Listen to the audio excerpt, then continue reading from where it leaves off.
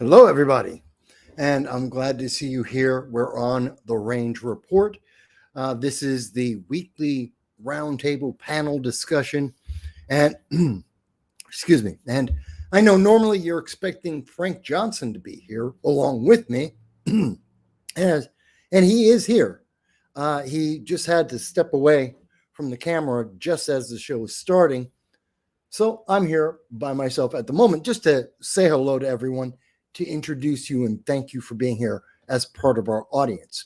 We have a lot that we're going to discuss, but for a second, by the way, I'm Michael Voss of No Sound Bites Allowed. I've been doing political commentary for about 20 years.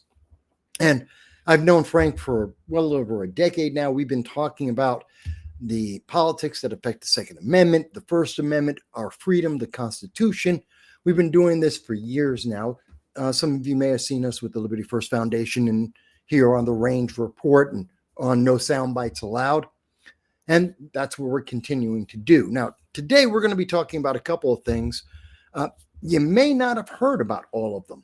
And we look forward to seeing your comments in the chat telling us what you think about all of the issues, where you stand on some of the things, what's going to be happening in 2026 with the midterm elections, what's happening right now in Chicago with ICE, what's happening in Portland with ICE, with the lawsuit against the United States.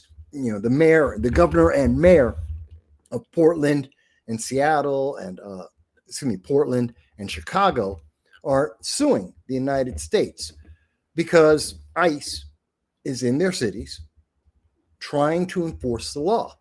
Now, do you agree with that? Do you disagree? There have been many protests on that.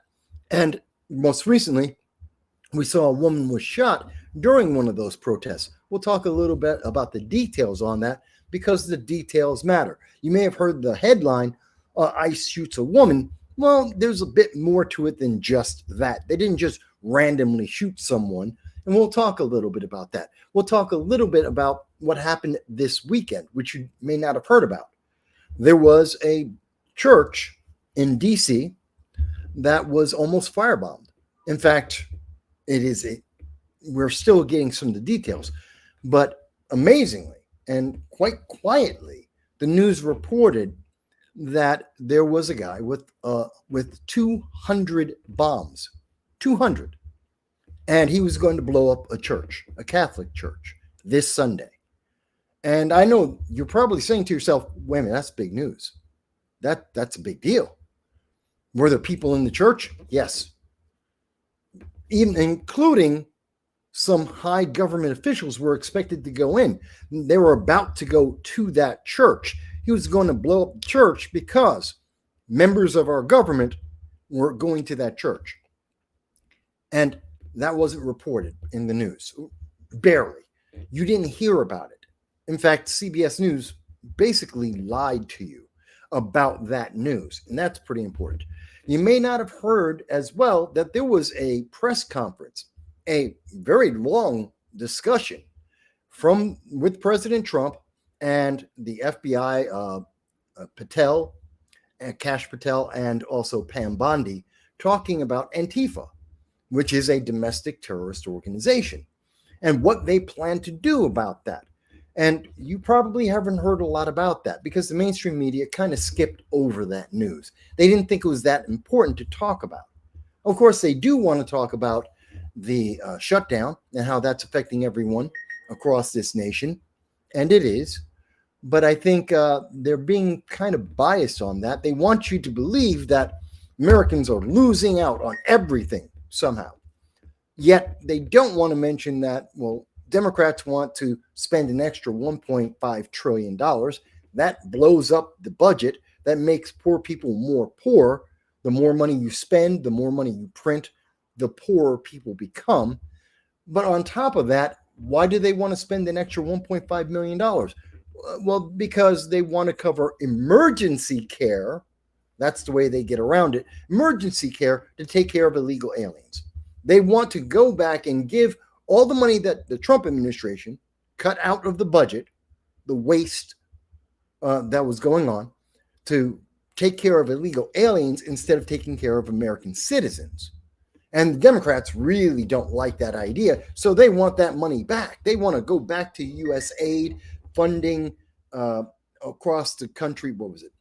They had trans cartoons. And the one that really got me, the thing that really got me, $3.6 million to teach gay prostitutes, male gay prostitutes in Haiti, how to cook and dance. Yes, this is what the Democrats want back in the budget. This is why the government is shut down right now, because Democrats want to teach gay male prostitutes in Haiti how to cook and how to dance.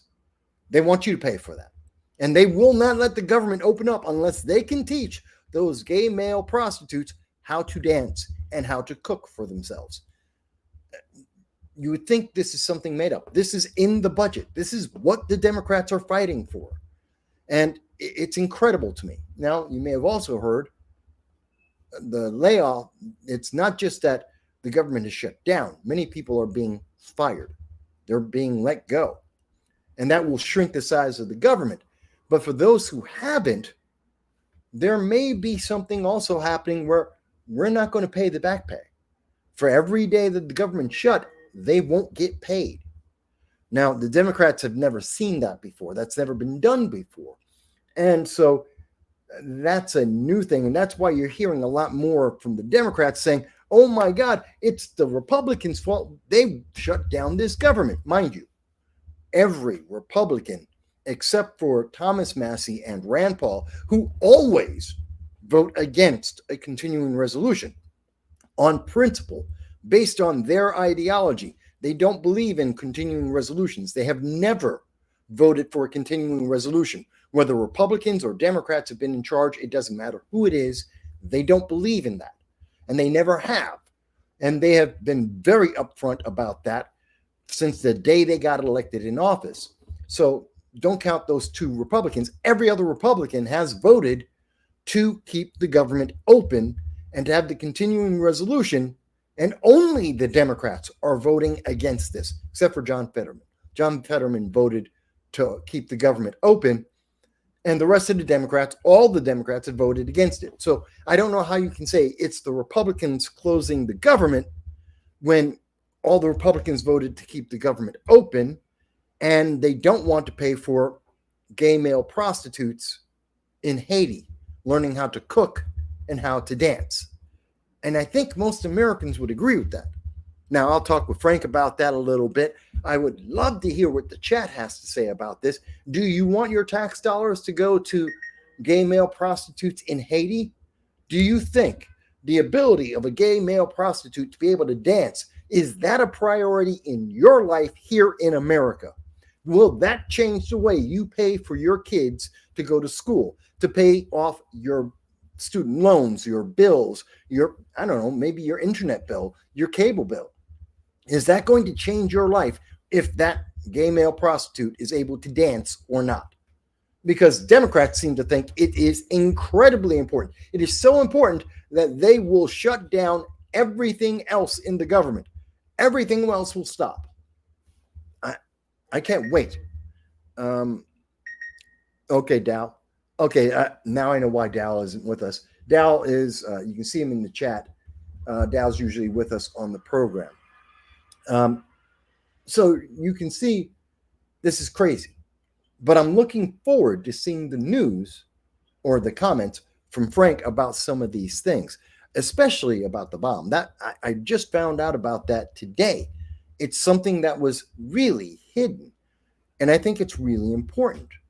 Once we get and I'll tell you some more of the details about that bombing. I'll show you some of the details about what was said during the Antifa press conference, because Antifa, a domestic terrorist group, is actively fighting law enforcement doing their job, legally doing their job. And we're being told by the left, well, no, they're good. They're the good guys. Antifa, the domestic terrorists, the guys who shot people dead in 2020 and 2021, the ones who opened up autonomous zones, 22 autonomous zones across America, some of them still in existence right now, like the Defenders of the defenders of the Atlanta forest that tried to commit arson in Atlanta back in 2024 and were shooting at the police in 2024. Yeah, that's another one of those far left Antifa adjacent autonomous zones and terrorist organizations. Does that sound like something that's about freedom? Where in the Constitution, where in the amendments did it say, hey, if you have a feeling and the government isn't living up to your feeling, you should burn down all of your neighbors' buildings? I don't see that in the Constitution. That's not one of the rights granted to us. You don't get to burn down City Hall, the fire department, the police department, your neighbor's house. You don't get to burn all that down because you have a feeling. But yet that's what Antifa does. And that's what many Democrats, many of the progressives want to protect. In fact, they think that's a good thing, and they think that there should be more of that. That's why you have Alexandria Ocasio-Cortez right now. She's trying to figure out, does she want to run for Senate and then run for the presidency in 2032, or does she want to run for the presidency in 2028? That's the big question for the Democrats right now. Is AOC going to run, or is she going to wait a little bit and then run? Because she plans to run either way. And I don't know that's going to make America any better off, whether she runs in 2020 or 2032. I don't think she can win, and I don't think it's a good thing that she's even thinking that somehow she has this idea she could run and that she could win. Remember, you may not have seen this, but over the weekend, she was talking about how she, AOC, the congresswoman for the New York 14th district, she is the most important woman in her mind in all of Congress. She thinks that the government shutdown is all about her. And if she decides to get the Democrats to vote, then they can open up the government. She wants everyone to talk to her. This is called a delusion of grandeur. She is delusional to think that she has control over the votes. She doesn't. But she's going to say that anyway. Why? Because she wants to run for the Senate. And if she gets enough people interested, she'll run for the presidency. So she has to tell you that she's the most important woman and most important member of Democratic politics in the entire country. Whether it's true or not doesn't really matter, because she doesn't care if she's lying to you. She cares about whether or not you believe it, and will you give her money for it. That's the thing she cares about. All right. As Dal asked, and by the way, Dal asked in the comments, that attempted bombing story, where was that? I'm going to tell you. We'll get into that a little bit, but basically, folks, I was just getting a few of the ideas that we'll talk about with my good friend Frank Johnson here on the Range Report channel, which I'm happy to be on. Gives you a little bit of an idea of some of the crazy things. I can't wait to see Frank's reaction. I know he wasn't listening to this, so I can't wait to see his reaction when he hears it. To tell you the truth, I was a little bit busy. For the folks that don't know, I was actually running an online auction just before we stepped into the camera. I covered all that. See, you didn't have to say a word. No one knew that you're over there trying to make some money.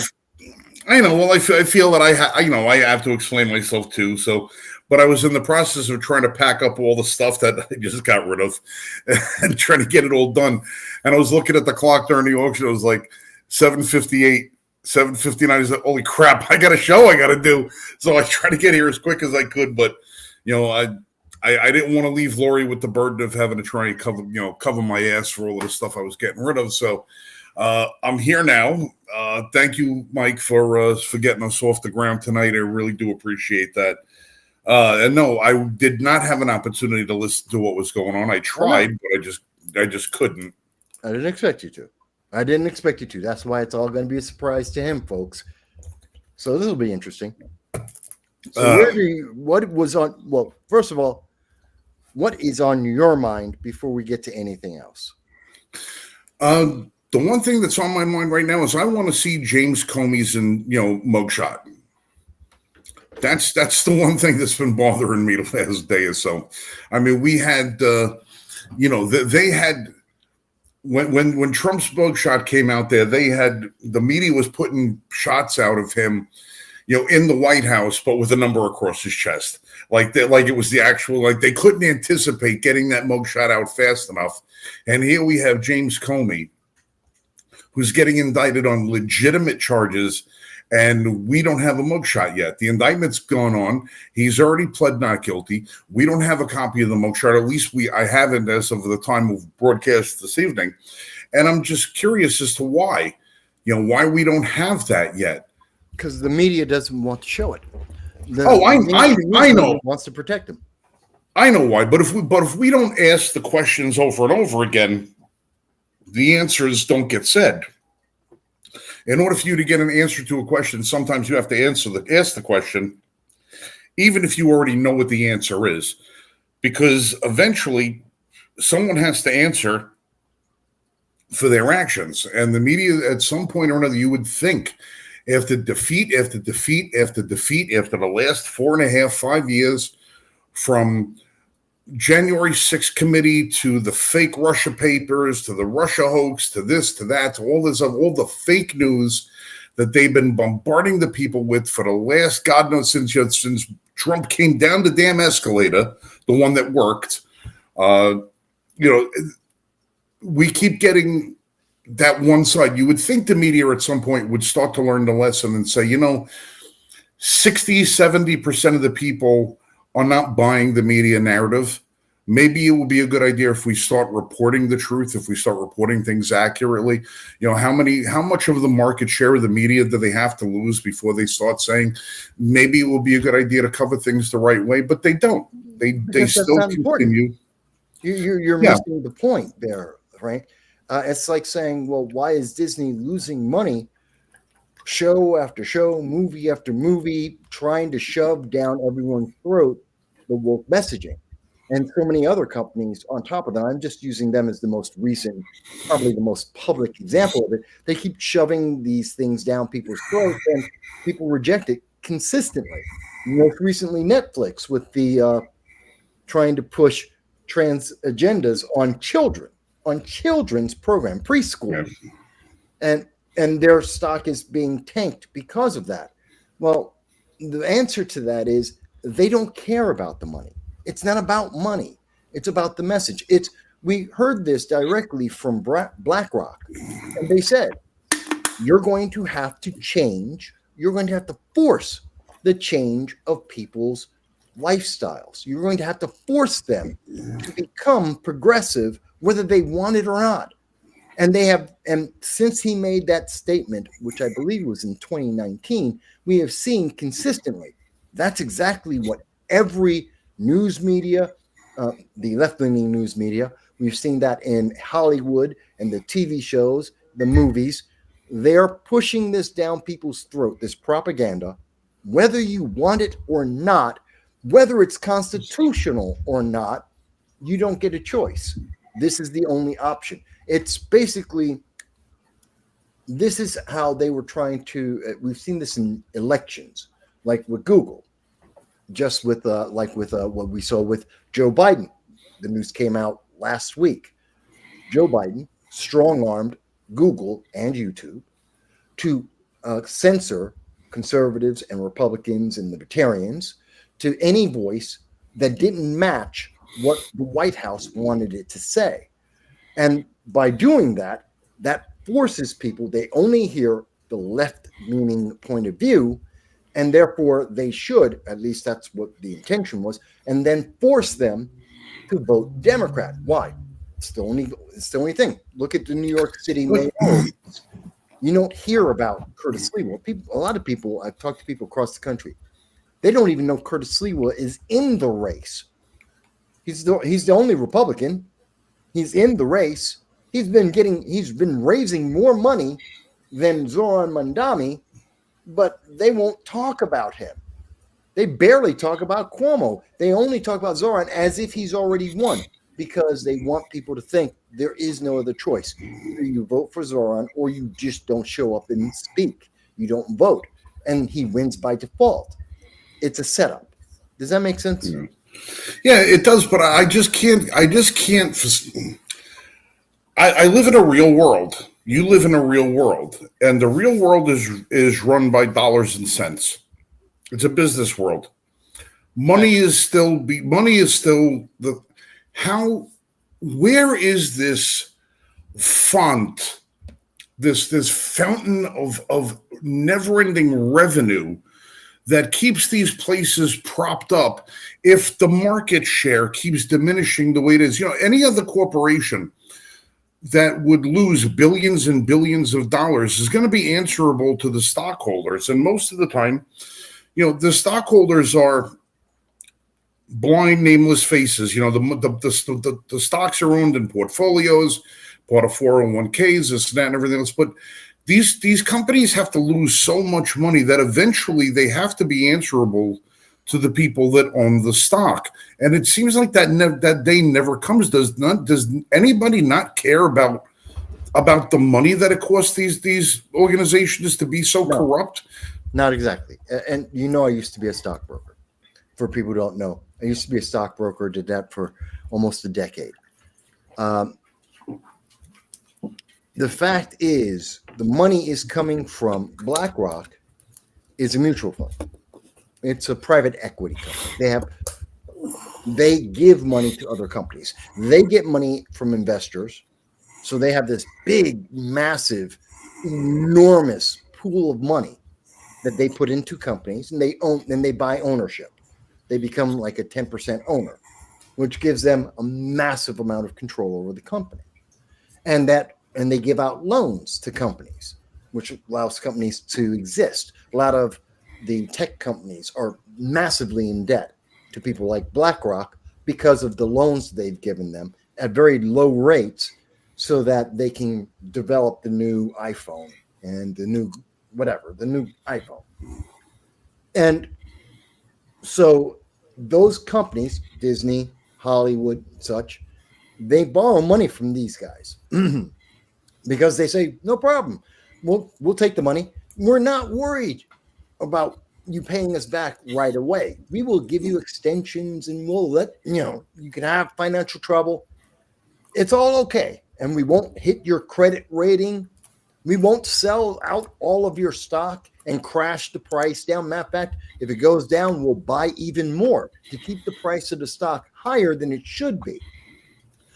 We'll do all of that for you if you do what we say. If your policy is woke. And if your policy is woke enough, then we will do all of that. We'll give you the money. We'll prop up your stock. We'll be part of your board. We'll make sure that no one can vote you out of your CEO, that you can't get fired. We will protect you. But you have to play ball. And that's why you see Iger's not going to get kicked out. Why? Because BlackRock's got his back. And BlackRock's got the money that they owe. They have the loans from BlackRock. BlackRock won't call those loans, even though they're losing money right now. They're not going to, they're propping up the stock and they'll buy more as it dips down to keep it up higher than it should be because they're protecting him because he's playing ball, because he's putting out transgender, he's putting out LGBT shows and programs targeting kids. He's got woke agendas in all of his movies. And as long as he's playing ball, they'll protect him. So they don't have to worry. Yeah, it all just seems so friggin' alien to me. I mean, usually people lose money, they lose the job. You have a track record of loss, you lose the job. I mean, you have to performance-based is what the business world is, but I just can't seem to understand how. Because politics is more, because if you have the power, you get the money. If you have the power, you get the money. Well, but then we look at that. We look at like Al Gore. Al Gore's channel was floundering. He had to sell that to Al Jazeera. He couldn't make a turn of profit on that. He didn't have no matter what he did. He didn't have power. Well, he thought he had power. It's kind of like Don Lemon. Don Lemon thought he could go onto the internet and be easy. He'll have mega amounts of money. All his fans would follow him, and all the channels would be upset because he didn't go with any of them. No one cares what Don Lemon says. He's not a factor. He has no power. He thought he had power, which is why he was asking for $20 million, and he asked for $100 million from Elon, and everyone laughed in his face and said, "You're not worth it. You're not actually popular. You are on a channel that's popular. You yourself, you're not popular. No one cares what Don Lemon thinks about politics." And he now has learned the lesson. He doesn't have power. No one cares what he thinks. No one wants to see him. I mean, yeah, he has 200,000 people on the channel. No one's regularly watching his show. His numbers are pitiful considering the number of people he have on as subscribers. It's pitiful. And that's the reality. But that's the difference between the impression and going back to the thing about Disney. You're talking about a mega corporation, international. You're talking about BlackRock, a super mega corporation, very international, connected to the World Economic Forum. We're talking monies that go to governments, governmental levels of cash, which you can't top because they can just print more. So you can always, that's a never ending flow of money. They'll just print more. And you can't compare that kind of politics and power manipulation to what most people think of as a regular business. The mom and pop down on the corner business that you or I might start, even a mid-sized company with 5,000 employees, nowhere near on the scale of things that we're talking about with these mega companies. That's why you don't hear about BlackRock being involved with mid-sized companies. They only deal with the top 10% of companies in the world. And that is more than enough to have their influence felt everywhere. It just seems to be such a, they talk about the gerrymandering districts as being a way to, have a disproportionate number of representatives, but it seems such tremendous disparaging of information, of power, of it's just, it doesn't seem like a model that can hold up, and for some reason it does. But that's a short-term look. Short-term, sure, you can prop up. The Titanic was still sailing after it hit the iceberg. It kept sailing. So you could say, "Oh, well, it's not sinking." Yeah, it is. Just slowly. How long is? Yeah, but I'm saying, how long can this continue to go on with these companies that continues? They lose the market share, they lose the viewer, they lose the viewership, they lose the ad revenue, they lose all the rest of this. They're losing the information age. Mm-hmm. How long can they possibly keep going on before they got to say, "Hey, you know what? This is just, we're not going to win this game"? Well, they will. Their point of view is they will win because they will be the only game around. So how do they do that? See, they just have to wait long enough till everyone else dies. Everyone else fails. Or they legislate everyone out of the way. So when the White House, when Joe Biden told Google to punish individuals and corporations that were saying anything that they didn't like, that is BlackRock. That's the same woke agenda. That's the same end goal. They're going to, they take away everyone else's voice, and the only voice you have left is the woke voice.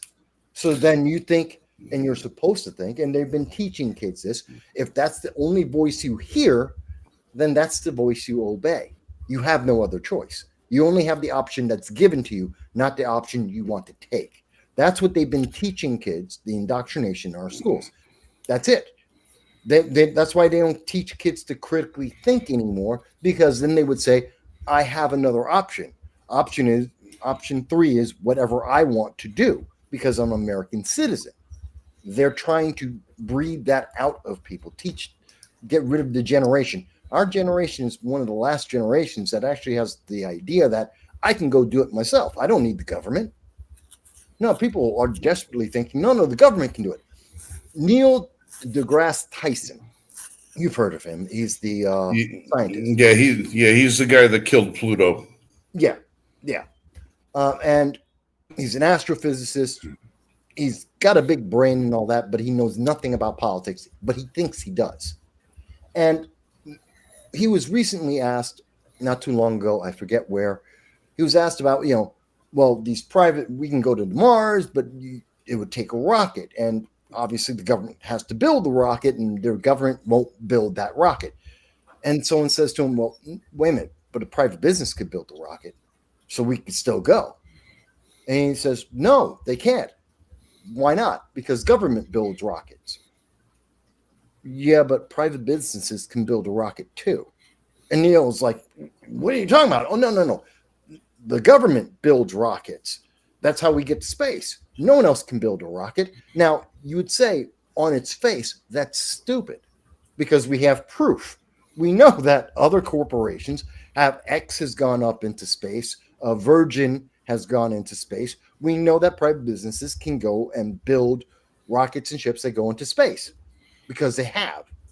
But according to Neil deGrasse Tyson and many people like him, and these are people teaching our kids, no, that's what government does. People don't do that. Government does that. And if government doesn't do it, then the option doesn't exist. And that's what they're teaching the next generation. So, yeah, the current generation and those a little bit older than us, they go into, Virgin Atlantic, they go into space. There's never going to be another Virgin Atlantic, because there's never going to be someone else who says, well, that's what I can do. I don't need the government for that. They'll never think of that. That's the scary thought. That's how they win. They just have to wait for the boomers and Gen X to die or get very old, and then they win. And they don't have to wait that long for that. Yeah, but they're going to be dead too. But what are they winning if they're dead? And how do they have? Listen, they have the founding fathers have, unless heaven is real, or hell is real, or there's some interdimensional plane somewhere in between them. The founding fathers have no idea whether or not their grand experiment lasted or worked, failed, or succeeded. They have no idea. No, they were sure it wouldn't last this long. They were absolutely sure it wouldn't last this long. They all had predicted that every great creation, every great society would fail within a couple of hundred years anyway. Sure. That's been the way. I mean, the fact that we're 50 years overdue. We're with the Yosemite waiting for the eruption. We're well overdue for something to happen at this point. But I mean, these people are going to be dead. I mean, think of the amount of commitment that it must take on somebody's behalf to play that far into the future, that they're so sure that they're going to win 50 years after they're all dead. It's belief. Yeah. It's a religion. Because guess what? The original Christians didn't know if anyone else would continue to believe. But they taught people, and they said, well, faith. They'll continue to believe, and they'll teach others to believe. And they were right. And most of the religions out there, no matter which religion you want to point to, any religion that you can name right now has been a religion that has lasted through hundreds, if not thousands of years of mankind because of belief. What they're pushing is another form of belief. It's another faith. It just happens to be a faith in a more authoritarian kind of government. It is a centralization of power around them and theirs.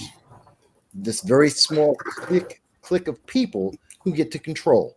That's what they want, and that's what they're pushing for. And it doesn't have to be for me. It'll be my grandkids. But that's the thing that bothers me about it, is that it's been proven time and time and time.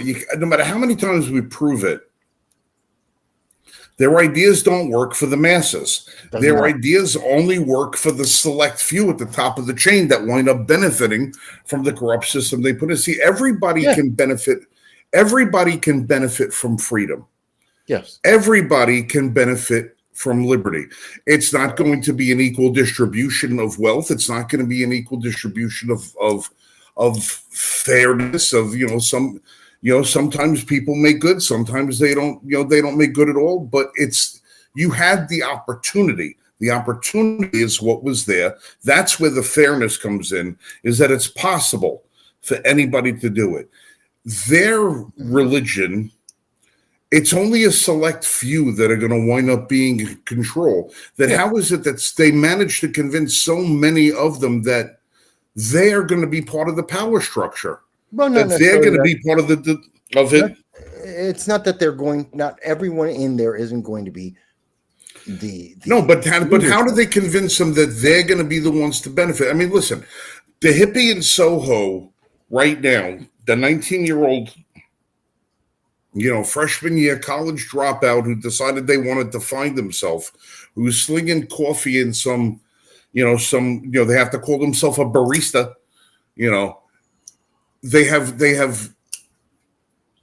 believe in this shit lock, stock, and barrel. Well, they believe. No, see, you're mixing the ideas.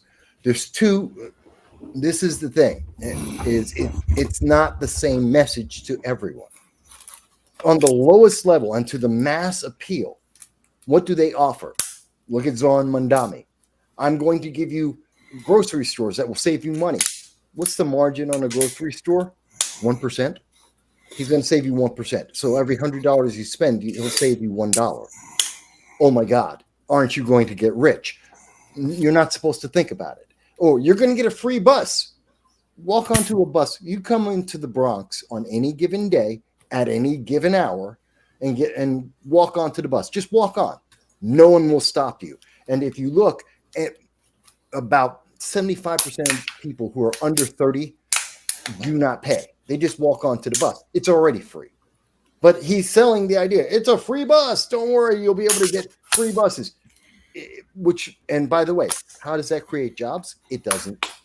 How does that make anything affordable? It doesn't. But you're not supposed to think about that. So he's selling the rainbow and the unicorns and the candy to the masses. But there's always a cost and a consequence of these things. And what does that mean? Well, then you get less freedom. You get less choices. And because you have less choices, it means that he gains more power. And the people he's around, his peers and the people he answers to, well, they get more powerful. So it becomes a pyramid. On the bottom tier, you have, equality for, if you agree with Mandami's socialist communist point of view, yes, on the bottom strata, and it'll be the largest group of strata of this pyramid is, and think of it like 60, 75% of everyone will get exactly the same thing, which is what they offered in the Soviet Union, which I was there in 91, which means you get what you need to live, nothing more. You don't get extras. There are no luxuries. You don't benefit. Everything stagnates because all you get is what you need, nothing more than that. And everyone around you gets what you need. But why are they so? Yeah, but the masses have to buy into what is so appealing. It's free. It's nothing. What is so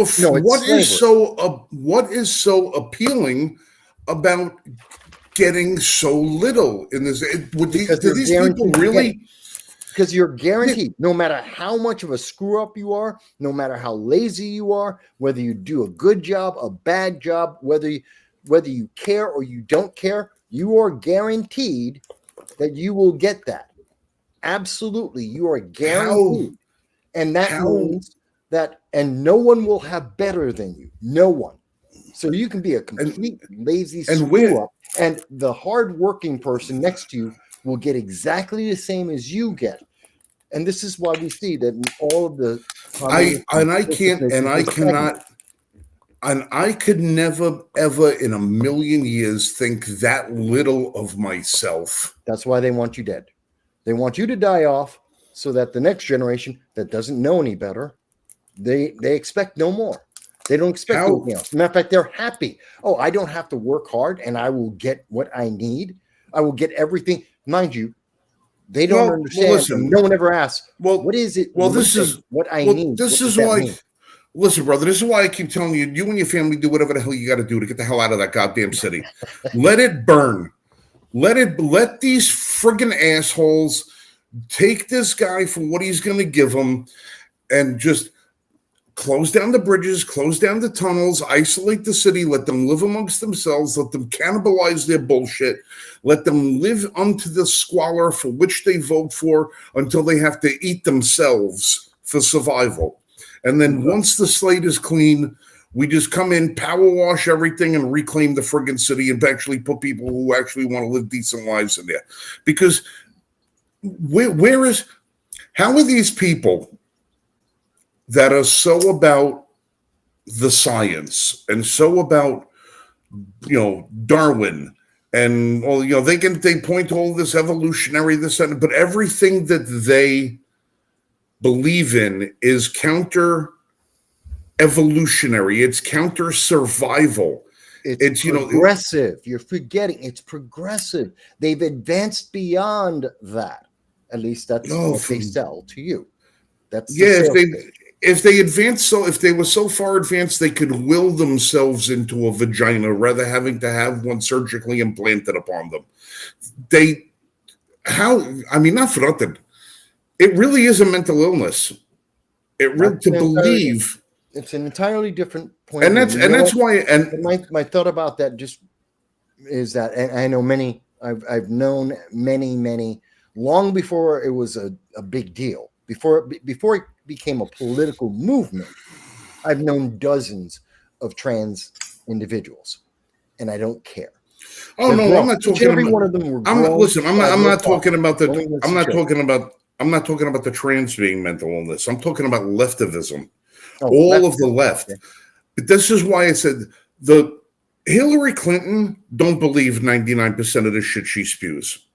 Every one of the beliefs it comes from the top of the leftist agenda is not things that they care about. They don't want equality for all because they don't want to be equal to anybody.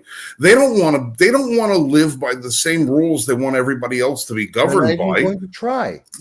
Right. You're assuming. The left is going to promise everybody Section 8 housing, but I don't see Jerry Nadler living in a project. He never will, and he knows right. He won't. I don't see Barry Soetoro, whatever the hell his name is, real name. Suerto. He's Barack Obama. Yeah, he's not selling one of his 4 mansions so that he could wind up being in a tenement. No, the top of the food chain of the left does not believe for a second in the promises they're making the people that they want to live under them. So why do the people who want to live under them believe these friggin' promises when there's absolutely never been one single successful example of this kind of society working? Because this time it will work. Because this time we'll do it right. Yeah, this time it'll be done right. It's a religion. It's a faith. They have belief that this time they'll get it right. This time they have it all fixed. It's a mental illness. There's something. There is something. Secular faith. It is a belief. But there is politics. There is something so empty and hollow about these people. There is something missing inside of their psyche that would drive them to believe this crap. Well, I don't know about missing, but I can tell you that, like almost everyone in politics is a megalomaniac. That includes me. We're all megalomaniacs to some degree. We're all narcissists to some degree, because you can't do the job without being somewhat megalomaniacal and or narcissistic. You have to have an enormous ego that can withstand slings and arrows from every direction, every day, all day long. You have to think you're great, and you have to think that you understand things incredibly well. Humble people are not successful in politics. In fact, they don't get elected in politics. Whether or not they're good and have great ideas, meaningless. They'll never survive because it is a pool of sharks that are feeding on each other and anything else that gets in the way. That's a reality of politics. I don't care whether that's left, right politics. I don't care if it's communism or capitalism. It's just the reality of it. So you have but when you add in this additional idea, which is a socialist progressive idea, which is meant to be a form of authoritarianism. It's not explained that way, but when you look at its consequences, when you look at what it costs, and then look at authoritarianism and you see it's authoritarianism. They just don't describe it that way. And as long as they don't have people asking questions, and as long as they don't have to explain the consequences, then it works. The people they sell the dream to buy the dream, and they get to live well. And as long as no one asks questions, it works. It's slavery. And slavery is something that has been in history, even to this moment.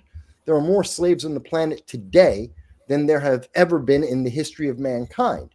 But there's also less poverty in the world at this moment than ever before. People have been uplifted more than ever before.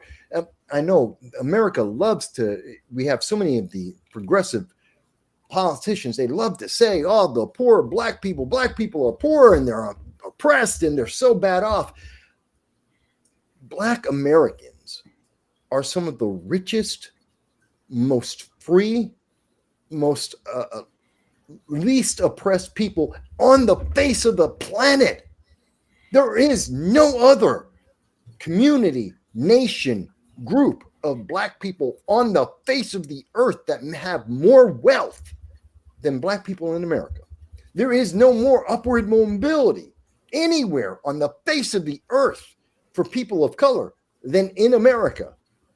There is no comparison. I mean, it is literally it's like trying to jump the Grand Canyon to try and find another equivalent to the United States. Even if you go to the first world nations, like you go over to England, you look at France, you look at Germany, there is no equivalent to this.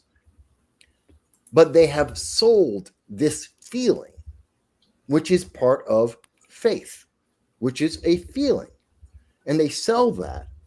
And they have become very, they've been doing this for decades, some would say a century, of selling this idea. They've become very good at selling this idea, of packaging it and selling it and making it look appealing, making it look like and feel.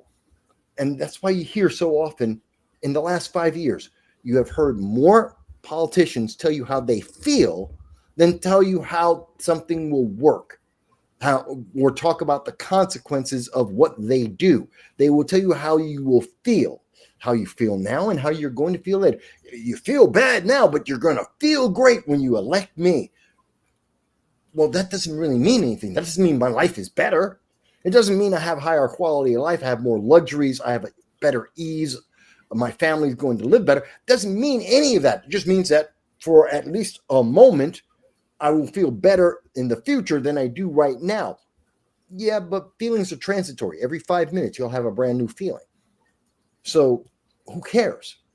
That doesn't mean anything. Doesn't mean you're going to be fed. Doesn't mean you'll have housing or the housing that you want or the food that you want or the people that you love will be the ones you will be able to marry. It means nothing.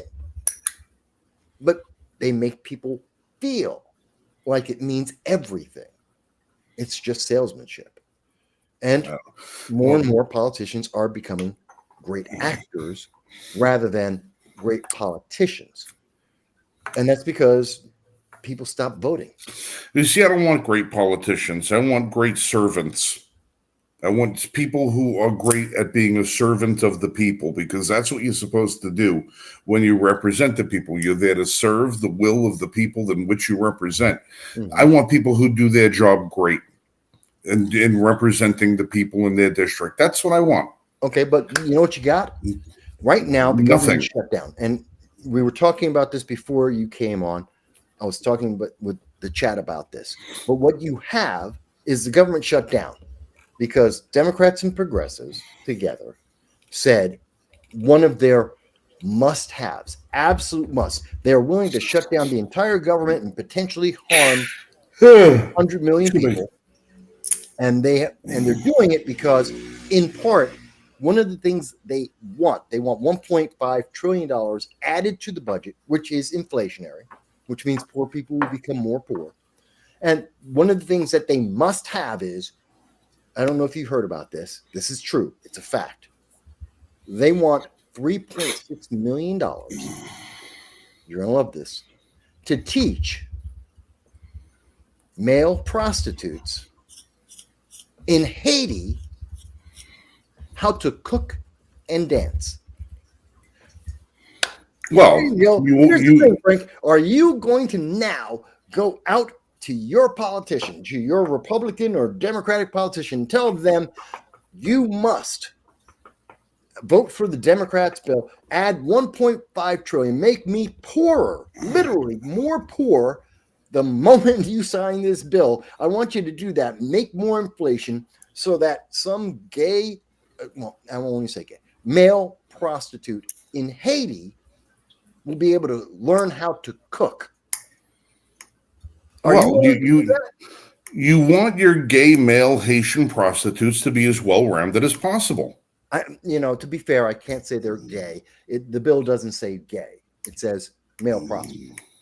But most male prostitutes are gay.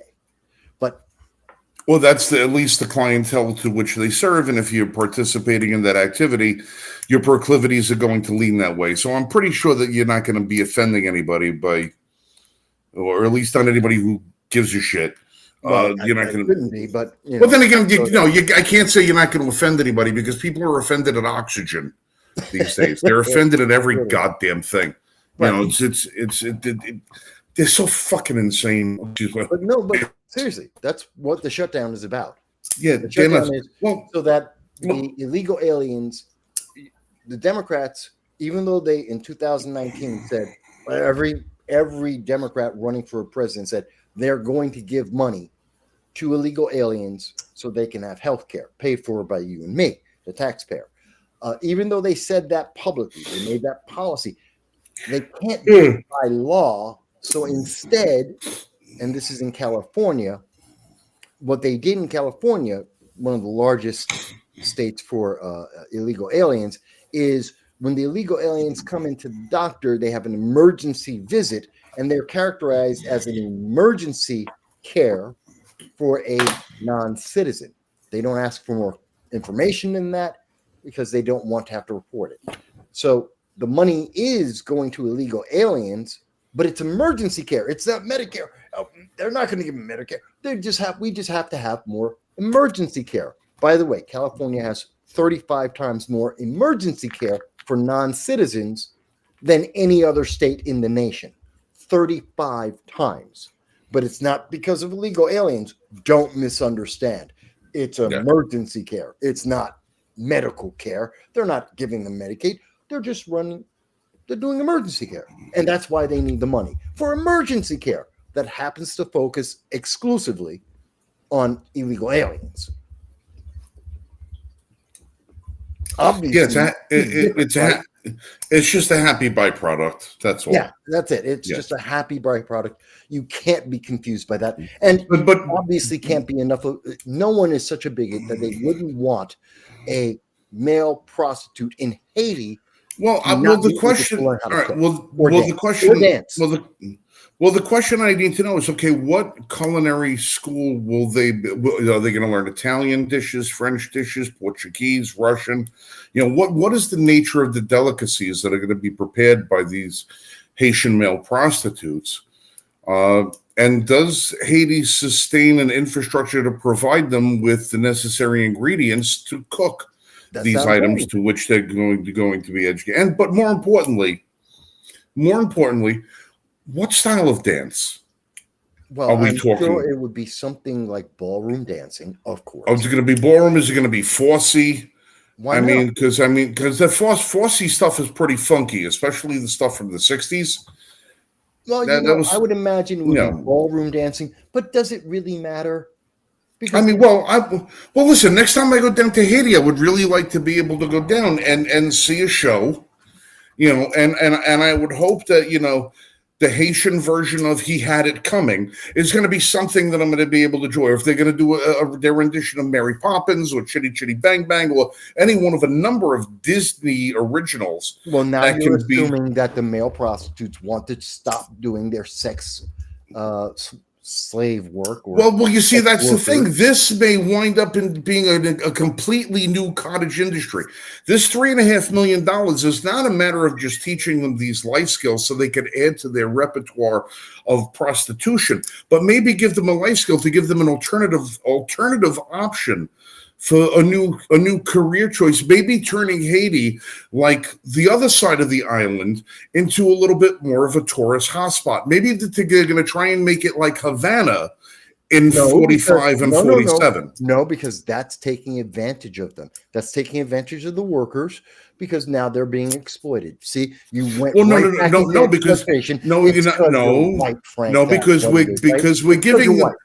Just saying. No, it's because we're not giving them an opportunity. We're allowing them to expand on the ownership of their own culture and island by incorporating some of these into their repertoire. That is your white. They would say this is your white privilege speaking, Frank. It's you don't understand that is about exploitation. Now, mind you, if they want to sell their bodies, that's not exploitative. That's just them selling their bodies. Well, it's his body. It's his body. His choice. Oh, of course. So he can sell that all day long, and that's not exploitive. Even if he has a pimp, and even if it's being run by the local gang lord, warlord of that community, and he has to pay dues to him. And if he doesn't, he's just going to be beaten to death. You know what I think we need to reach out to Don Lemon and have him travel down to Haiti and do a full expose. I'm sure he'd enjoy the trip, and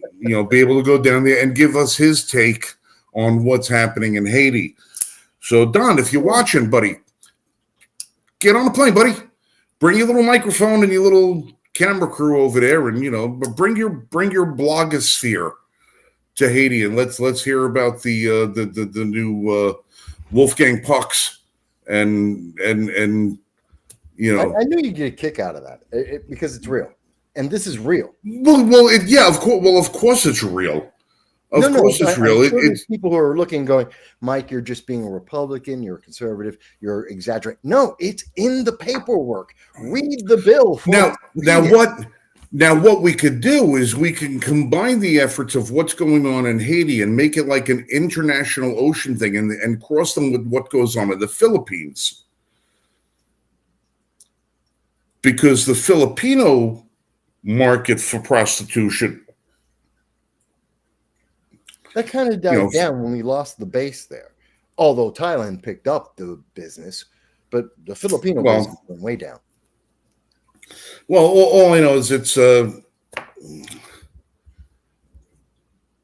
Filipino male brides became a lot cheaper because of that too. Yeah, but you also, you can just, hey, listen, when you buy a new car, check under the hood. That's all I'm going to say. That's all I'm going to say. Check under the hood. You promise. I've got flabbergasted, folks. You're supposed to get a V8 and you get a slant 6. You gotta worry about it. Check under the hood. All right. So now, did you hear about the mosque that caught fire? No, I heard about the church that was going to be firebombed to hell. Oh no! There was where was that? It was like in an Icelandic country. I forgot which one it was. In the United States with the Supreme Court. That's no, I'm not talking. What's yours? You tell me yours. I'll tell you about what happened here in the U.S.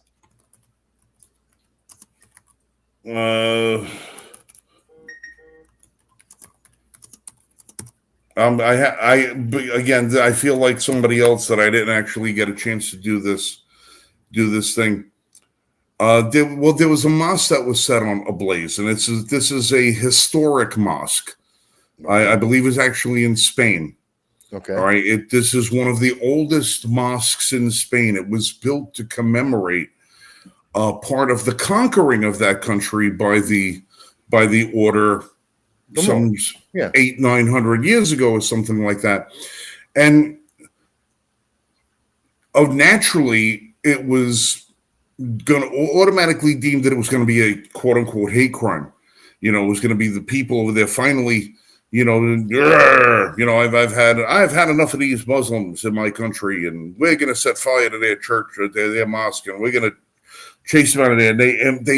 I could see the stoking of the fires beginning to try and get the European people all, excited about it. And then it turns out it was one of their own parishioners that set the fire. Yeah. Okay. Yeah. Apparently it was a difference in sects, not sex. SECTS, sect.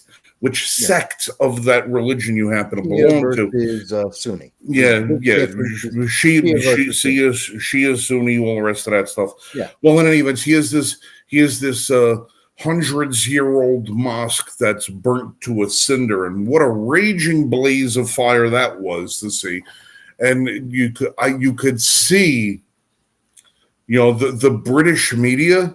Because of course the UK media is going to be the one that winds up leading the story on that, because the British media is like the CNN of Europe. Whatever British media covers, the rest of they rush to get the story out there quickly. Like, heavens, you set a blaze of fire. Wait, it's a Muslim? Oh, shit. It was like the balloon got deflated so quick. Like the story died faster than the fire got put out. It was so quick that it happened.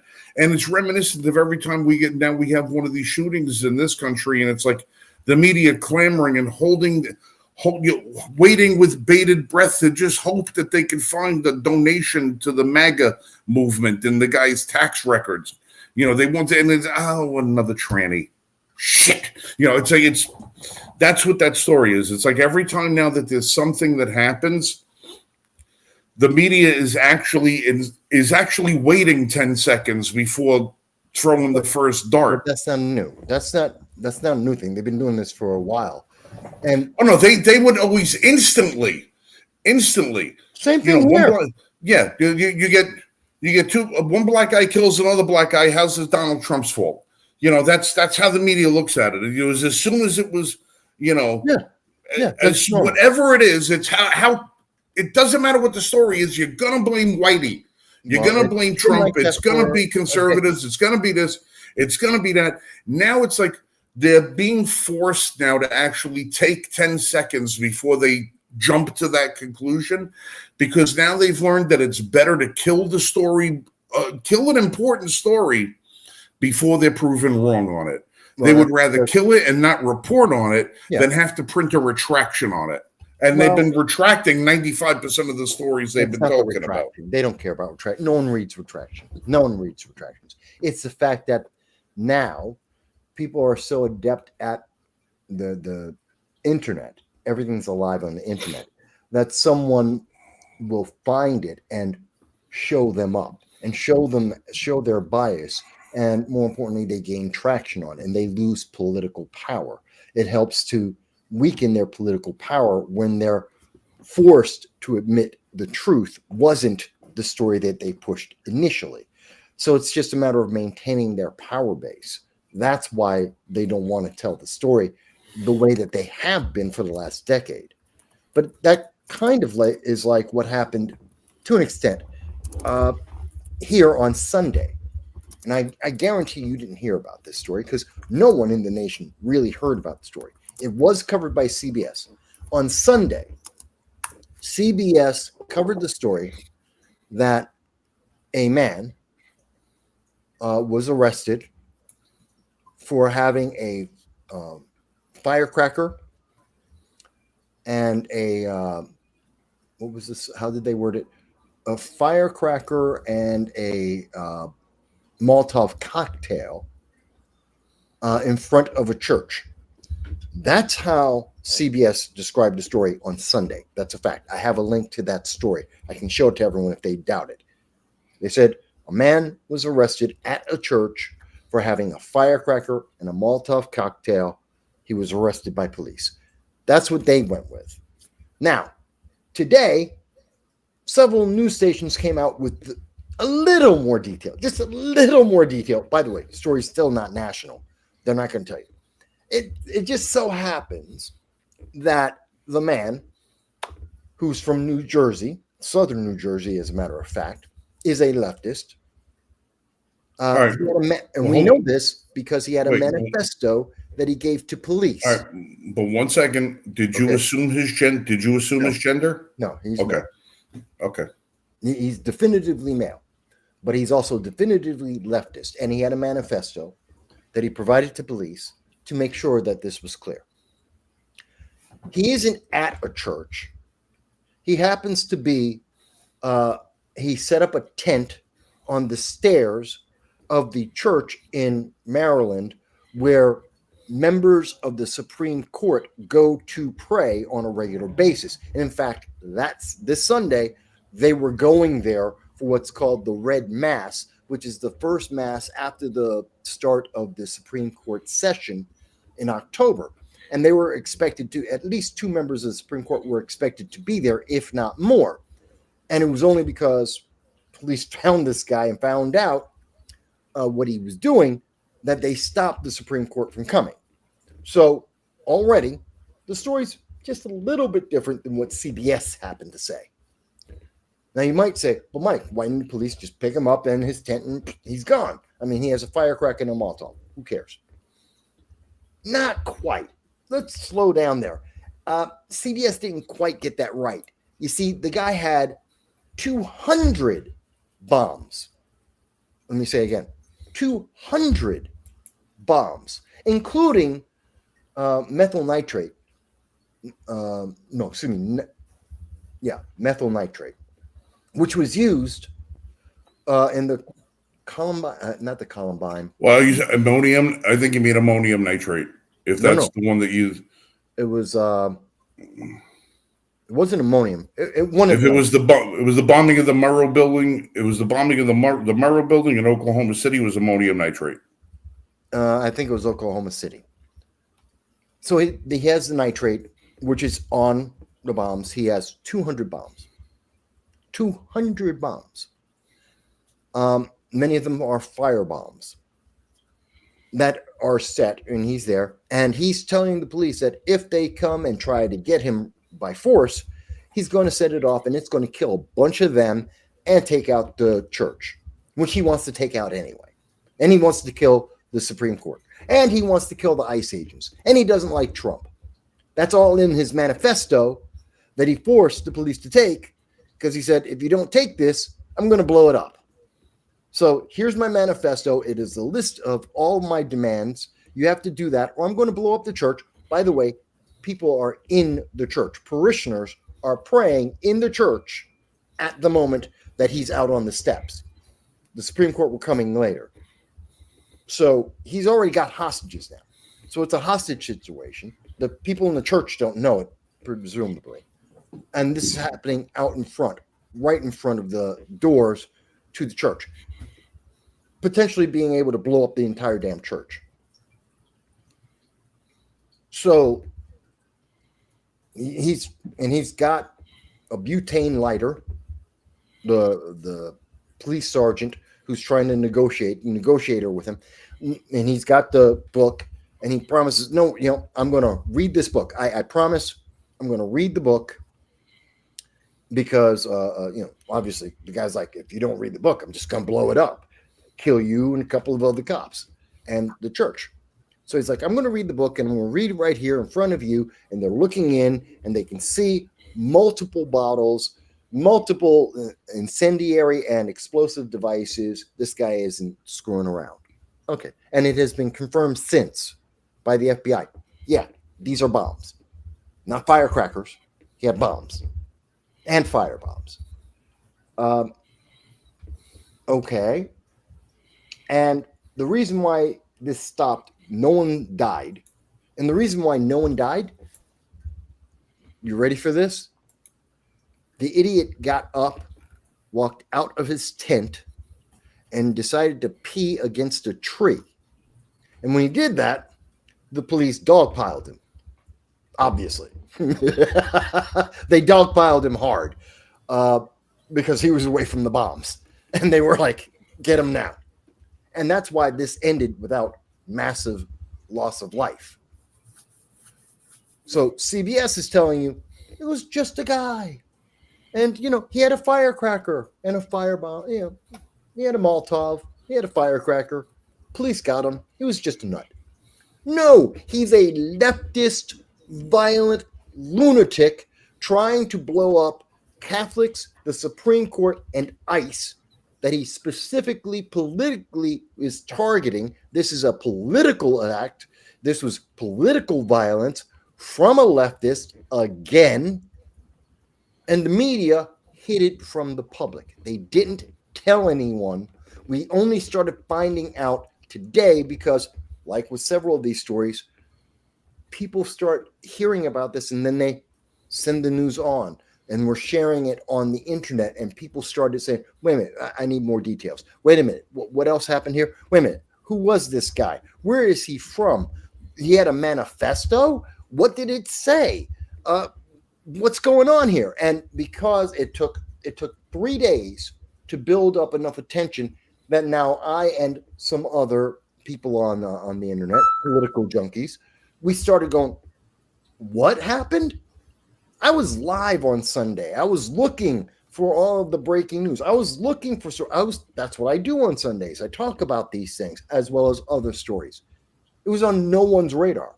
No one was covering this because CBS played it off and no one else covered the story until today. And most of the nation won't hear about it. This should be national news. This is yet another example of leftist violence. They're telling you the right is violent. When was the last time you heard about the right doesn't do this political violence? Not to say there aren't right-leaning nut jobs. Yeah, there's nut jobs of every persuasion, every type you can possibly think of. But this is political violence. You don't see political violence from the right like this. You just don't. And it goes to show there's a big, massive problem in our country. This is Maryland trying to take out a Supreme Court, trying to take out ICE agents. Well, this isn't the first time that members of the Supreme Court have been targeted in the last couple of years. Yes, they've been targeted several times. Yeah, there was a leftist. Yeah, and it's never a guy from Oklahoma pissed off that his NFA certificate, that he paid $200 for 18 months ago, is still being held up by the ATF, even after they did away with the $200 tax stamp, which won't happen until this January. It's never a guy who's pissed off about that. No, the guy after Kavanaugh came from California, and he illegally transported his firearm from California to Kavanaugh's home. But I'm saying, but it's never somebody pissed at the Supreme Court about a conservative issue. No. It's only leftist issues. Yeah. Right. You see, that's the thing. I mean, the left says, well, the right says our guns are for hunting, for sport shooting, for self-defense, for defending our country, for defending our communities, for defending our home. Because that's what we use them for. The left says that guns are for murder and mayhem and assaults and this, that, because that's what they use them for. Mm-hmm. Yeah. But we're the bad guys. Yeah, but we are the bad guys. I don't know. The world's it's these conclaves of leftivism are they're as far as the ground they're covering, but they're getting empowered where they have the ground they have. Well, they're losing some of that power. I know you didn't hear about the Antifa press conference today, did you? They know how to have a press conference? No. It was Donald Trump, Pam Bondi, Kash Patel, and a couple of other individuals talking about the federal response to the domestic terrorism that is Antifa. And there's a section of that. I know we're going to be ending a little bit soon, but I want you to hear, because you're not going to hear this from the mainstream news media. They don't want to talk about this. They don't want to cover this. They want you to still believe that Antifa doesn't exist. It's not real, according to Jerry Nadler. They're not organized. They're not a real group, even though they got international funding. They're able to fund autonomous zones across the entire country. They have cells in all of the bluer than blue states, but they're not organized. Okay. But Kash Patel had something really interesting to say about that. And if I can, I want to share this with you guys. Well, let me do that. No. Oh, I hate this. The system will not let me share. Wait a minute. How about doing it? Bear with me a second, folks. There it is. Okay. Again, folks, there we go. Do you see it? Got it on in. I got your YouTube screen up. All right. There it is. Okay. So this is FBI's Kash Patel, director of the FBI, and he's talking to the public about Antifa and what they're doing.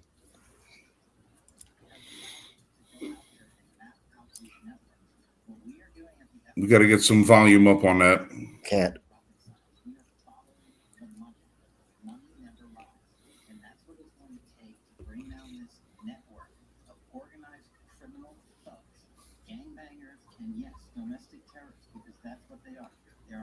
Everyday citizens in every single one of our communities. And the folks you see here on the right and left are some of the greatest men and women we have today. They're recording these stories live time because the mainstream media won't cover it. They're putting their lives on the line. They're standing up for the flag. The least we can do. You're on to something. And so you have my thanks. I read more of your stories than I do theirs because you guys are putting out the truth. And we deserve a country where you are protected equally as they are. We, in this FBI, will go after with the criminals with a vengeance. We will not rest until we find every single seed, money, donor, organization, and funding mechanism that we have. And I want to echo the Secretary's comments on Scott Bessent, who's allowing us to map out these networks through their financial criminal activities, which has been going on for decades. They know. So that's the share. So I'm done with that. You can close it. And most people aren't going to hear this. Antifa they know. The money's been there for decades. They have the networks across the country. They have been infiltrating our government, and they are threatening American citizens, and we're going to see an end. According to the left, doesn't even exist. Yet, we have seen members of Antifa kill people. We've seen the autonomous zones. We've seen the fires. We've seen the impact. And now we have a money trail. And people at Antifa, I know of at least one professor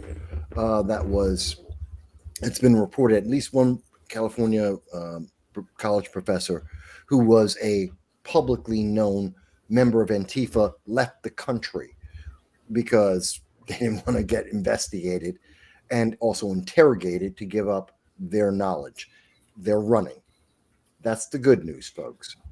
Antifa is getting weaker by the day because even though we're told we're the bad guys, even though we're told every problem in the universe is Orange Man bad, they are still doing the right thing.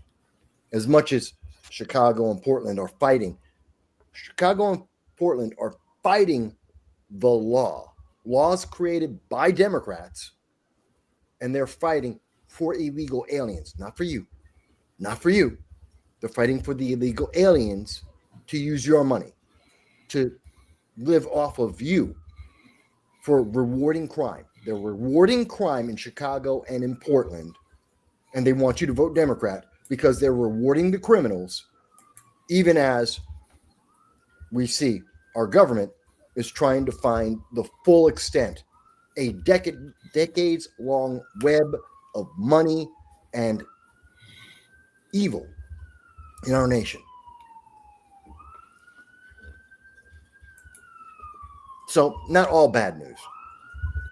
Not great, but not all bad. Well, there's still some pressing issues, some things that I'm still waiting for, some information and some lists that we were promised that we're still waiting for. Don't think I've forgotten. And of course, Don't think I'm any less passionate. I'm growing angrier by the day. It's just that certain things came up as of recent that have, occupied some of the news space. Some good, most bad, but have not forgotten. And still quite annoyed by the fact that we're still in limbo after the charades that we were put through. But yeah, just annoying the living hell out of me. Some of this stuff. Let's see, what it's the last things that we trying to look. All right, so more church attacks. Danny Richardson unfortunately texted me, wasn't able to stop in tonight. Government shutdown. Just a word on the government shutdown. And this happened some years ago, and I wanted to touch on it now. Because at this moment, the only thing that I'm noticing about the government shutdown is the NFA applications aren't being conducted. For those of you who don't know what the NFA is National Firearms Act.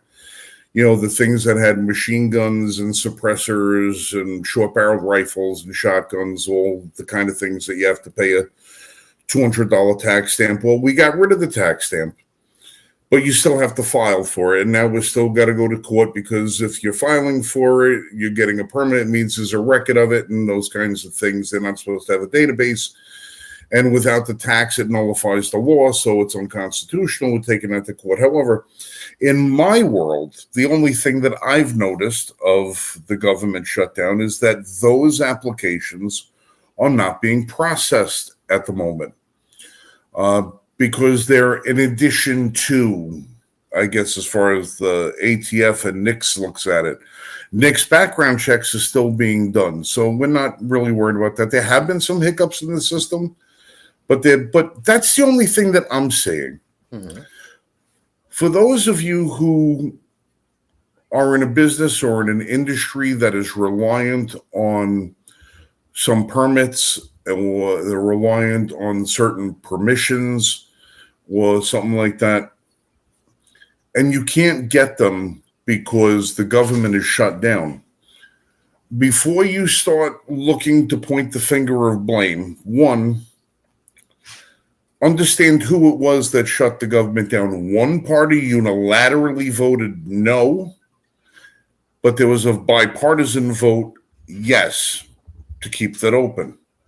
So keeping it open is not a Republican fault. It's the fault of the Democrat Party and Chuck Schumer, who shut the government down. But more importantly than that, aside from casting blame and who you are going to be told to blame, which are going to be Trump and the Republicans, when you find yourself at an inconvenience because there's something that you cannot do because the governmental office that you need to contact is not open at the moment because of the shutdown, and you're in a 2-week, 3-week, 4-week delay, however long it would be, ask yourself, why the hell do I have to go through this government agency to get a fishing permit? Why do I have to go through this federal government agency to get this license or that license or this exemption or this permit or this and that? And start asking yourself why these things that you can't get are not, well, one, why you need to get them in the first place, but two, if you do need to get them, why isn't it not in the purview of the state from which you reside and do business in, that they're the ones that are the issuing authority for such things and not the federal government? When you start to see how many offices of the federal government are closed because they're not essential, you have to ask yourself, what the hell are we doing with them anyway? If they're not essential, they don't belong. And that's the conservative point of view, is to say, why is government so big? Why is it such a bureaucratic machine that you have to turn people into grease in order to keep the machine working? And what I mean by that is the machine eats us alive and destroys our lives and our livelihood so that it can keep itself fed and lubricated. All of these non-essential things, they're not in our founding documents. Why do we have them? Why do we need them? Why are we paying for them? And why are we beholden to them that our lives have to come to a standstill because government assumed authority that it did not have over part of our lives that people voluntarily gave up? It's time to take some of that control back and put it at the state and local level rather than in the hands of the federal government. And then if the federal government wants to shut down, who gives a shit? Let them shut down forever. As long as they got the military functioning and get the few minor things that government is actually responsible to do, we don't really need a whole hell of a lot from them. So, like you said, for you guys up in Alaska that are trying to get your fishing permits and you can't, ask them why you aren't going through the state of Alaska to get them. Why do you have to go through the government to get them? You want to open a mine, you want to drill a well, you want to do this, you want to do that. Why do you got to go to the feds? You should be going to your state or at least your local municipality if you should have to go at all. So with that, I'm gonna cut loose because I'm freaking exhausted, and the only thing I ate today was 4 slices of toast with some butter and jelly on it. I'm starving. That's not good for a big man like you, Frank. No, I've been trying to cut down, but not like this. I've been trying to cut down by choice, not because I just simply forgot to eat. It's not forgetting to eat's not a good thing. No. It's 9:34. I still might be able to get over to Jersey Mike's and have them make me a sandwich before they close. I think they close at 11. Who knows? All right, listen. All right. Plug the show. Tell us what to do. All right. Every Sunday and throughout the week, you can go to No Sound Bites Allowed. I do political commentary. Been doing it for 20 years. That's why I make it sound so easy to talk about these things. And I invite everyone, whether you're left, right, you're third party, libertarian, whatever, go right ahead. Come on down. I'm always open to any question, whether you agree, whether you disagree. If you want to just know more, ask me. If it's an issue that's happened in the last 40 years, I probably know about it and can talk about it. I don't really get stumped very often. It's kind of hard to do. But again, every Sunday at 2:30 p.m. Eastern Standard Time is when I do my big show. That's when I do about 5, 6, 7 hours, somewhere in that range, of just talking to you guys about all the issues and the consequences of all these things that are happening that are affecting us all across the world. It's an international show, reaches over 100 different countries, and I invite you to join us this Sunday, 2:30 p.m. Eastern Standard Time, and you can check out the channel for all the stuff I do throughout the week as well. And if you guys want to throw me a good word every now and then, jump over to the Range Report over on YouTube and say hello. How do you do? Like, subscribe, hit the bell, and all the rest of that good shit. You could also find me over on Rumble as I'm trying to get stuff migrated over there. Now, here's part of the problem. I now have to go start shooting at an outdoor range because I am not going to spend the kind of money I was spending at the indoor range so that I can go over there and shoot targets in the middle of the night when nobody else is there. I'm going to actually have to start doing it outside. And the next couple of months, I am so overwhelmed schedule-wise. I have more stuff going on than I could possibly think about between personal lives, family matters, weddings, this, that, and everything else. We got SHOT Show coming up and everything else. Plus, the Alpha Challenge is still looming large over our heads. And with that, I am flying to Texas on Sunday. I got to go out to go see a friend of mine who is, I'm hoping, going to love the idea of the Alpha Challenge so much that he puts the weight of his gigantic company behind it and hopefully gives us one big sponsorship run, because he has a facility that is going to be perfect for Alpha Challenge Part 2. So we're going to also try and convince him to use his facility for the next time that happens. I think he's going to love the idea. He's a very forward-thinking, inclusive gentleman, and hopefully on Wednesday when we come back with the show, I have some very good news for everybody. So give me some good thoughts with that. And until then, you guys be safe, shoot straight, and we will catch you next time. Same bad channel. No Robin here. He looks funny in tights. Have a good night, everybody.